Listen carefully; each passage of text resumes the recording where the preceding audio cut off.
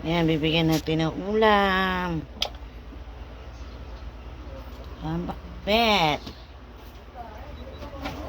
Teka lang, naliligo natin. Natin si nanay ng ulam. Juice. Ay, nangingi siya ng ulam. Ulam. Bigyan mo isda. Oo, bibigyan ko. Pwede mo ba?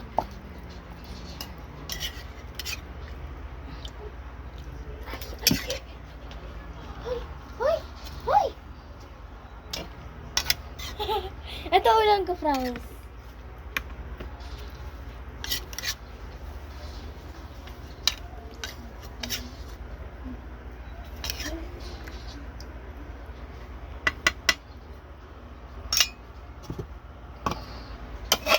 Ayan. Tapos, manghihirap siya ng 200. Pero ibibigay ko na sa kanya to. Para kahit pa paano makatulong. Yun lang po. Tara, punta na tayo kay nanay. Bigay natin yung ulam. Kaya 200. Ha? Binigyan akong miswa, alas 6:30. Tapos na akong kumain.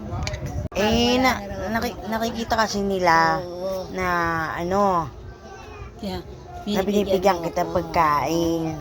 Eh, ano mo naman, wala mong gawa sa buhay yung mga yan. Oo. Mm. Sabi niya, kinakawawa mo naman ang sarili mo, parang hindi ka na kumakain. Sabi sa akin. Bakit daw? Matanda, pera niya raw.